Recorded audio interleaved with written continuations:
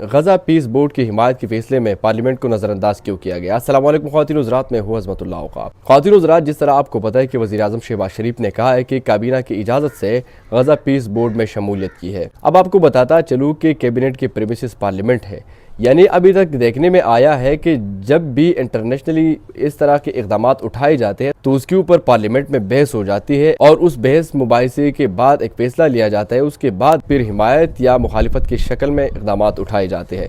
यहाँ पर पार्लियामेंट को नज़रअंदाज किया गया है, लेकिन शहबाज शरीफ साहब ये भी कहते हैं कि काबीना की इजाज़त से ही फैसला किया गया है। अब अगर देखा जाए तो काबीना भी तो पार्लियामेंट का हिस्सा है, काबीना के प्रीमिसेस भी तो पार्लियामेंट है, फिर उसके बावजूद पार्लियामेंट को क्यों नज़रअंदाज किया गया। और जो मुल्क के वज़ीर ख़ारजा है उसका क्या बयानिया है। सिर्फ ख्वाजा आसिफ के बयान से तो कुछ नहीं होगा या वज़ीर आज़म शहबाज शरीफ के बयान से तो कुछ नहीं होगा। वो इसलिए कि ये हुकूमत तो मखलूत है, यानी शहबाज शरीफ साहब इस वक्त एक मखलूत हुकूमत के सरबराही कर रहे हैं और वज़ीर ख़ारजा बिलावल भुट्टो ज़रदारी भी पाकिस्तान पीपल्स पार्टी की नुमाइंदगी कर रहे हैं पार्लियामेंट में।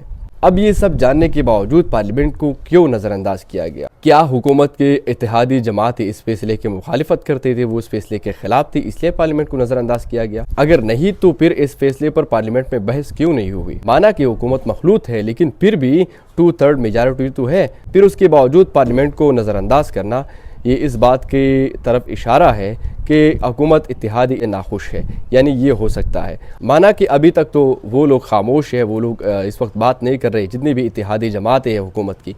लेकिन अगर मुस्तकबिल में हवाओं के रुख बदलने लगे और हवाओं के रुख अगर शहबाज शरीफ को वज़ीर आज़म के तख्त से गिराने लगे और ये इत्तेहादी जमातें बोल पड़े तो फिर शहबाज शरीफ साहब इस फैसले को कैसे डिपेंड करेंगे। क्योंकि आप लोगों को तो पता है कि पाकिस्तान का इसराइल के हवाले से क्या नज़रिया है पाकिस्तानी अवाम का। पाकिस्तान बनने के 1 साल बाद इसराइल वजूद में आया है और तब से लेकर आज तक पाकिस्तानी अवाम ने, पाकिस्तानी लोगों ने, पाकिस्तानी हुकूमतों ने इसराइल को एज ए स्टेट कंसीडर नहीं किया। हैरान कुन बात यह है कि उस पीस बोर्ड के सरबराही ट्रंप कर रहे हैं और उसके इख्तियार भी ट्रंप के पास होगा कि वो गज़ा के हवाले से क्या फैसला करता है और क्या फैसला नहीं करता। ये इख्तियार सिर्फ ट्रंप के पास होगा। दूसरी बात सबसे अहम ये है कि गज़ा पीस बोर्ड में मेंबरशिप हासिल करने के लिए, हिमायत करने के लिए $1 अरब देने पड़ते हैं। तो क्या पाकिस्तान $1 अरब देने के मोड में है?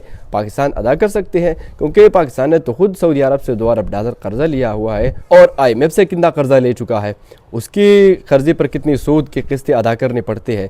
उसके बावजूद ये फैसला करना ये हैरानकुन नहीं है तो और क्या है। अब इस बात को भी एक तरफ रख देते हैं कि पार्लियामेंट को भी नज़रअंदाज किया गया, $1 अरब पेश किए जाने के बावजूद भी ये फैसला लिया गया।